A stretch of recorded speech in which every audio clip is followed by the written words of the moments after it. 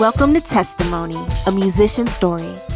Heard at testmimonystories.com and narrated by myself, Brown Th3, the music lover constantly seeking positive music. Let's get started.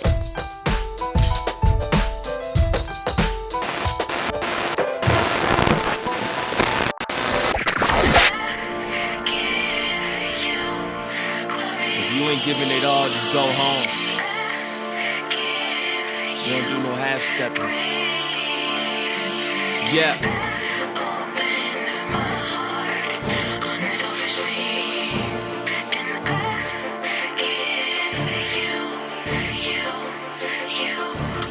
Yeah. The devil's telling me stay down. Pain is on my shoulders, it's really starting to weigh down. So relapse as I slide down. Depression, deal with these mood swings like an emotional playground. I wanna hit God, but my problems are loud. They got me over here tripping like I do business with Greyhound. I don't wanna die the day I need Christ more. Wait, die, Christ must. I ain't trying to be James Brown. The world of battle rap is slowly being infiltrated by rappers who are not ashamed to promote life through Jesus Christ. Two of those rappers are Th3 Saga and Street Hymns.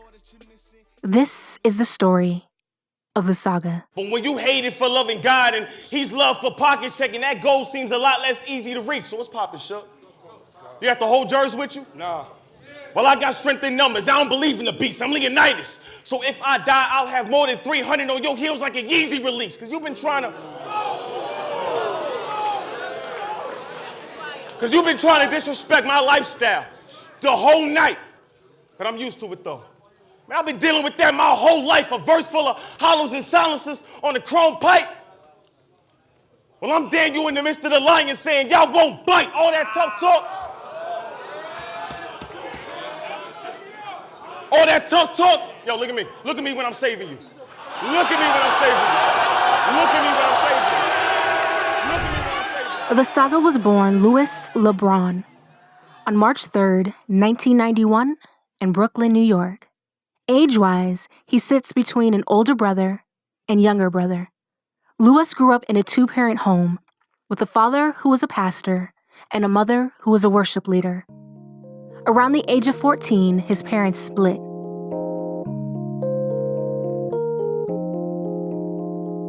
Clap hands, daddy comes with a pocket full of brimstone gray. That's around the age where you start to learn to become a man.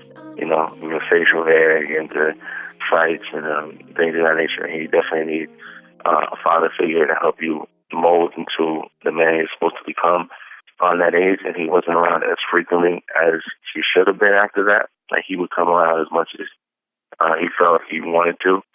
So it definitely did affect me growing up. But now, you know, I hold nothing against him. Even back then or even now, you know, I don't hold anything against him. We do hang out at some times, and our relationship is good. So, but growing up, it definitely did affect how I perceived a man to be, because, you know, my dad wasn't really there. So it kind of just like, oh, this is what I have to look forward to, and I really don't want to be involved in having a family. It definitely allowed me to build a relationship with my mother and to build a greater relationship with God, and for God to really fill up those holes that I had in my heart and resentment towards my father at the time. Mom and dad try to raise a man. Mom and dad try to raise a man. Whoever would have thought that divorce could have been up in the plans growing up, man, I ain't really understand. Looking all around, everybody looking so in love, show affection any time that they can. Coming back home, looking at my parents interact like, why y'all don't even hold hands? Still show love, supported a single thing I did, making sure that we were happy where we live. Had a small dog, big pool at the crib, but they only stayed together for the sake of the kids. Now we looking big. Dad left the crib at 14, dumbest thing they ever did. He still come around, but it's hard to find love for a man who decided he just wanna up and split. Man, that made me wanna quit. Yeah. Like what you're hearing so far? Check us out at testmimonystories.com. That's testimonystories with an S.com, where you can hear content for you and about you. Everyone has a testimony. Everyone has a testimony. And we want to hear yours. Tell us how God has transformed your life. Each month, we will select a person to highlight and interview. Find out more at testimonystories.com. Testimony. A musician's story. Testimony, where Christian hip-hop artists give you an exclusive look into their lives and their music. Take a journey into the minds of today's top Christian hip-hop artists as they open up and share about their past, their faith, and their music in ways you've never heard before. Put on your favorite pair of headphones or turn the stereo volume up and listen. A musician's story.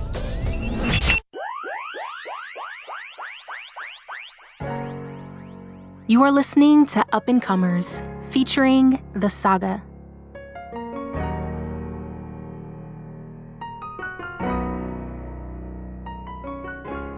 I've been in church my whole life, but it never really substituted for having an actual relationship with God. So it was around, I would say, 18 that, I started to really get serious with my relationship with God and to really take serious the gifts and the calling that He had for me and to not play around anymore.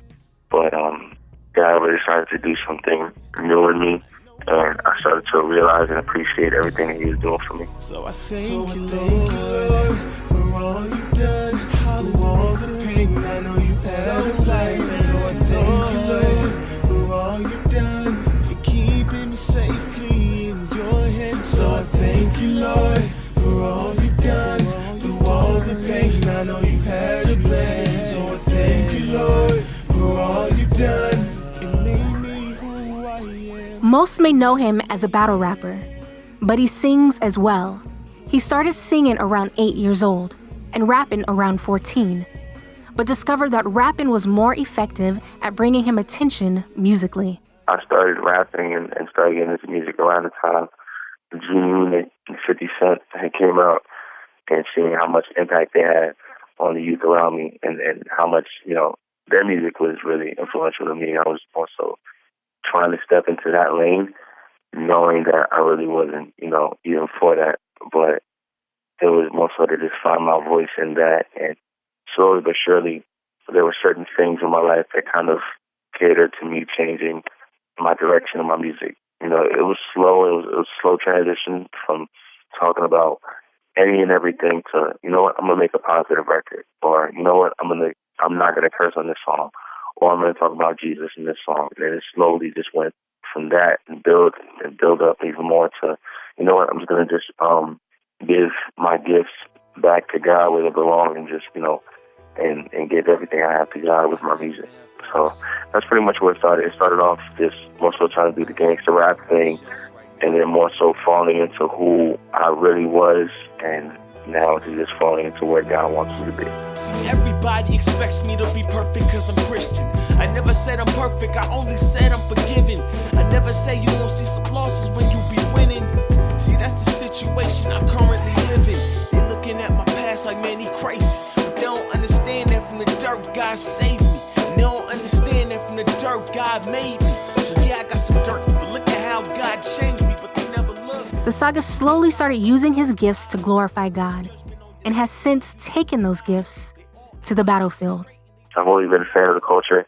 Never really wanted to step into it as a Christian because I didn't know how it was done. I didn't know if it would be corny or things of that nature. So my first battle was my freshman year of college. My friend Angel, who's also a believer, was kind of just like, I love battle rap. We should just do a battle rap league at the school. So you should definitely try it out. And I was nervous about it, and it went off very well. I did my thing, and people really loved it.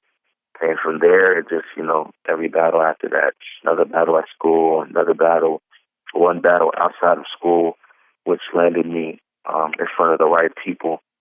And from there, now I'm on the URL, SMAC, which is one of the most respected battle rap leagues.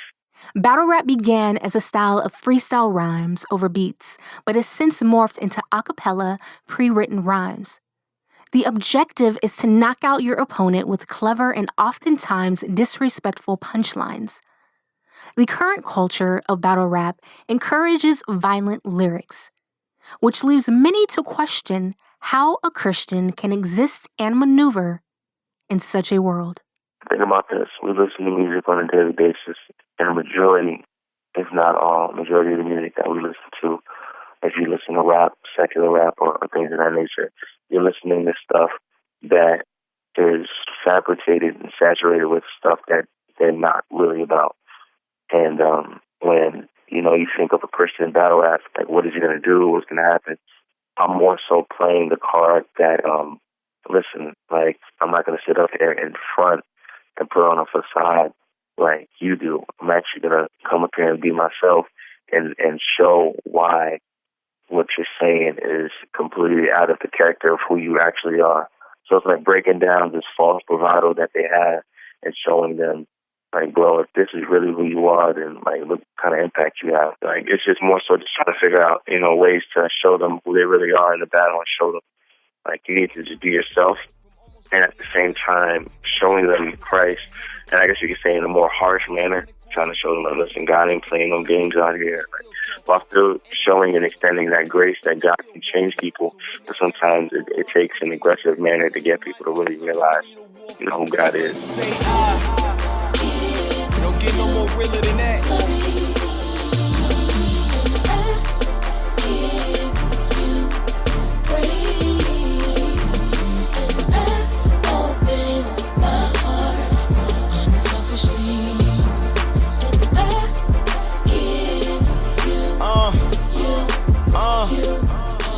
Sounds like the battle rap world really isn't any different than the world we live in.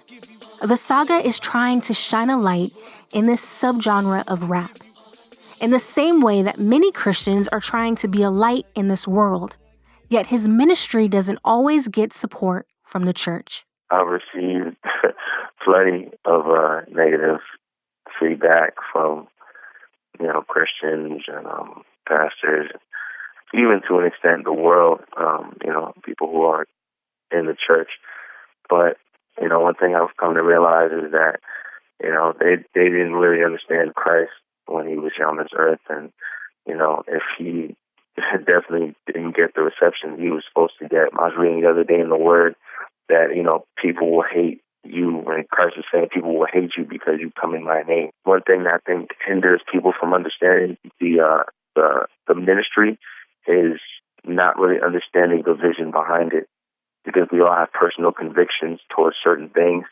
And I think with this, people choose to be ignorant to how God can be glorified in this and how God can break chains, because they see something on camera, but they don't actually see more of the ministry that goes on at the battles, where people are coming up to me and they're telling me how impactful these kind of things are to their lives and the people around them. He may not receive much love from the entire body of Christ, but he has garnered respect from his peers. Behind the scenes, the Saga sees God working through battle rap. Oh, man, I've definitely seen, people come up to me before or after battles, and I've seen one particular that stands out to me is a mother who walked up to me right before my most recent battle, and she was telling me, hey, I listen to, what you're saying in these battles, and my son, because I guess she's not a believer, but her son was, and, again, my son is a Christian. I don't really believe in that, but I know my son is a Christian, and, I put him on to your battles thinking, oh, you might enjoy it, and, the impact that the battles have left on her son was just tremendous to me, because she was telling me how he was more so empowered by the fact that I didn't compromise who I was in an atmosphere where people tend to just be whoever they want to be and be who the world wants them to be. I just remained myself, and he found empowerment in seeing that I didn't change who I was, and I stood firm in my beliefs. And so I see stuff like that as just an ultimate humbling experience, because God could use me to impact people I've never met before. Man, I ain't going back to all that pride and shame. Man, I ain't going back. I broken out them chains. Man, I ain't going back ever since Jesus came. Man, I ain't going back. Man, I know where I came from, and I ain't going back. Man, I know where I came from, and I ain't going back. Cause I know I ain't the same one, and I ain't going back. Cause I know I ain't the same one, And I ain't going back to all that hurt and pain. Man, I ain't going back to all that pride and shame. Man, I ain't going back. I broken out them chains. Man, I ain't going back. Testimony. A musician's story. Testimony, where Christian hip-hop artists give you an exclusive look into their lives and their music. Take a journey into the minds of today's top Christian hip-hop artists as they open up and share about their past, their faith, and their music in ways you've never heard before. Put on your favorite pair of headphones or turn the stereo volume up and listen. A musician's story.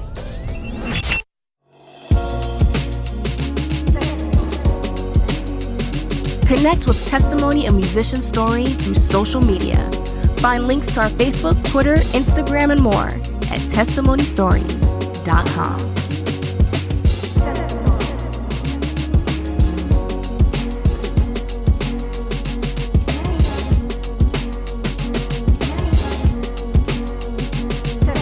A musician's story. 2 months after the birth of the saga, and in a neighboring state, Street Hymns was born. Street Hymns was born Mitchell West on May 27, 1991, in Bridgeton, New Jersey. Like the saga, he too is the middle child of 3 boys. And his father was a pastor as well. And at a young age of 4 or 5, he gave his life to Christ. We don't die, we multiply. We don't die, we multiply. Multiply, multiply. We don't die, we multiply. We don't die, we multiply. We don't die, we multiply. Multiply, multiply. Problems multiply. You need to know you still got it. So please take the storm and make it still waters.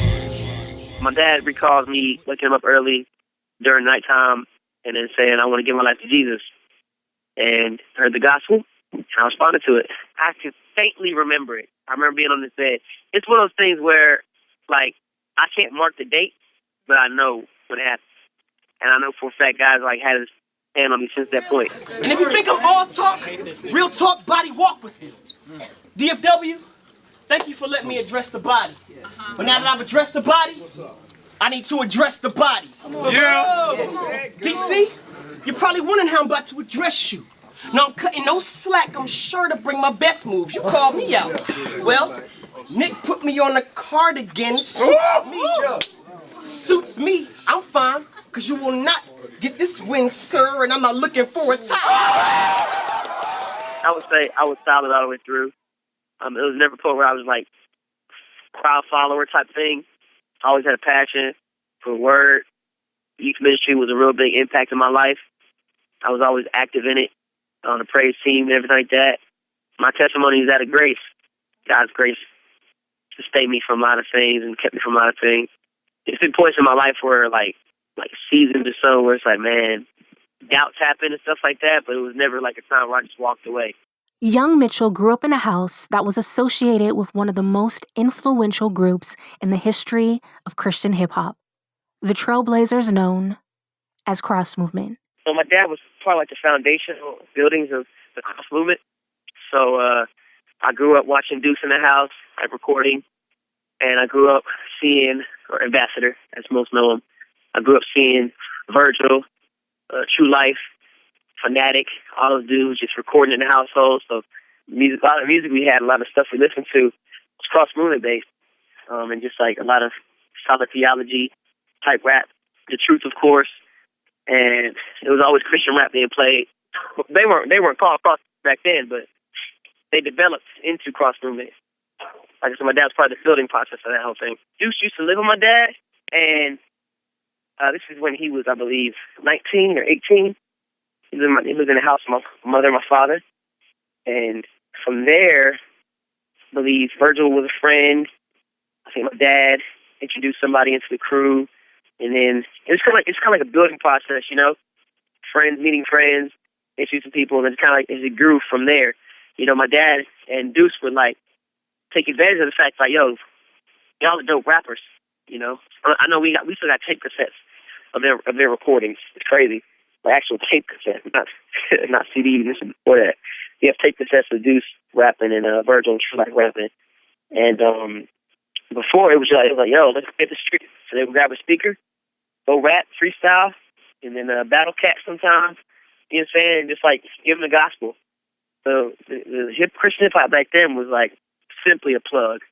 You know what I'm saying? It wasn't a stage to go to because nobody knew what Christian hip hop was for real. So it was just like hit the streets, go preach. You know what I'm saying? Spit, insert gospel. Testimony. Testimony, where Christian hip-hop artists give you an exclusive look into their lives and their music. Take a journey into the minds of today's top Christian hip-hop artists as they open up and share about their past, their faith, and their music in ways you've never heard before. Put on your favorite pair of headphones or turn the stereo volume up and listen. Everyone has a testimony, and we want to hear yours. Tell us how God has transformed your life. Each month, we will select a person to highlight and interview. Find out more at testmonystories.com. Testimony. Download the podcast of Testimony, a Musician Story on iTunes. Find out how at testmonystories.com. A musician's story. Now back to up-and-comers featuring street hymns. I'ma start a ride. Strap up, Rambo. I'ma start a ride. I'm tired of the violence, so I might resort to violence. But darkness cannot drive our darkness. We gotta be smart and show them what light is. I heard a lot about the Batman shootings, but I ain't hear about the black man shootings. Black shoot black, but it never hit the news. But a black shoot a white and the black being ruthless. Three Stooges calling me a funny guy. Think I'm old fashioned, cause I'm talking black and white. Black on black crime, yeah, it's on the rise. You can read it up and down the black and whites. The paper read murder, but do I really hate to see murder if it don't concern me? Assertive, to be assertive, it's unheard of. Just as long as they don't hurt me. Cross movement was a part of young Mitchell's everyday life.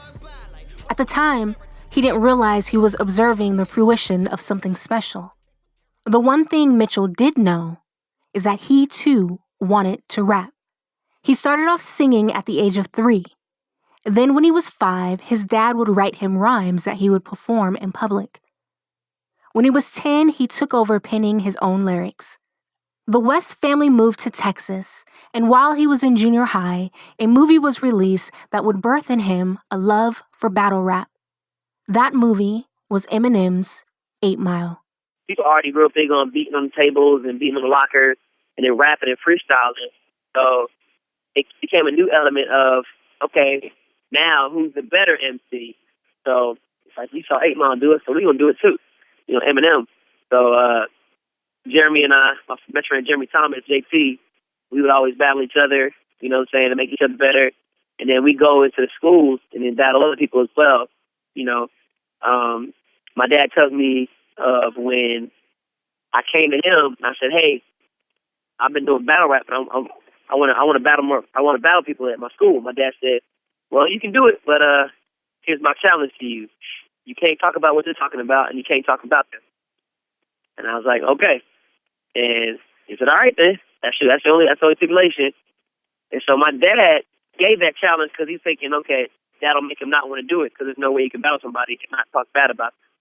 And he said, I came back to him the next day and said I won. And he said, oh, okay. And from there, at that time, he told me he just thought I was just kidding. You know, he didn't believe it. And it was about a few months ago, my dad came to me and said, I remember a while ago, you told me you were going to start battling. And you were a kid, and I didn't believe you. But now looking at your battles recently, I see what you're saying. The funny thing is the battle culture definitely changed from just the 8 Mile type of battle rap format, you know? It used to be over a beat, and it used to be strictly freestyle. Now it's become more so less organic in the aspect that you write majority of the material, and it's not on a beat anymore, it's a cappella, and even the content has even changed to where battle rap is less about being the more content-oriented MC, but more so who can be more violent in the way they portray themselves and do that through wordplay and lyricism. Posted on the porch with my partners plotting how to get paid. Posted on the porch with my partners plotting how to get paid. Posted on the porch with my partners plotting how to get paid. Although the battle rap he originally had fallen in love with changed, Street Hymns was still a fan. He continued to watch from the sidelines, not knowing how he, as a Christian, could fit into the game. Position with my posse on my parents' porch, we posted, bro. Parents cool, but as I grow, I feel like I'm imposing. So we plotting. I've got options of how I can change my postal code, compose some quotes, hoping that it sticks just like a post-it note. Supposed to try to gain exposure, except these posers block us. But I'm opposed to hitting the block up, cause selling keys will get you locked up. So throw away the key. Nah, it ain't about getting caught, cause a fake can't see what you make. Catch a case, dump you in the lake, and I ain't about to get tossed. I know you're trying to be cool, and I'm trying to see why I forget. Trying to be fools, man, it's time to be wise. Don't hit snooze. I'm watching battles, and I see a dude named Th3 Saga. I'm like, yo, this dude is nice, you know? And I've seen Christian battle rappers do stuff before, but in the format that they did it, it wasn't me. Like, I've seen Christian battle rappers be the, hey, I'm a Christian battle rapper, but I'll still hit you. Hey, I'm a Christian battle rapper, but I'm still going to curse, or I'm still going to talk about gun bars. Like, for me, I'm like, yeah, that's not me. If I'm going to do something, I'm going to do it the way I want to do it. As far as me as a person, you know, I'm going to do it in such a way that you understand it. I'm not changing who I am personally. Now, I'm not saying, like, I'm dissing those other guys. I'm just saying, for me personally, that was my own conviction. I see the saga, and I was super encouraged. And I was like, man, like, we really can do this. And we don't have to sacrifice who we are as believers in the aspect of having to use all the things they use to not just win a battle, but be in battle rap in the first place, you know? And so I was like, bet. Street Hymns has since developed a friendship and mentoring relationship with Th3 Saga. Additionally, he has joined the DFW Battle League. Street is not only a battle rapper, but a theology student as well. Before the start of the school year, he learned he needed to pay $7,400 before he can begin to complete his last class. That was $7,400 he didn't have. So this summer, he dropped an EP titled Still Waters. It was designed to allow him to get back to school. I feel like they're messing with me.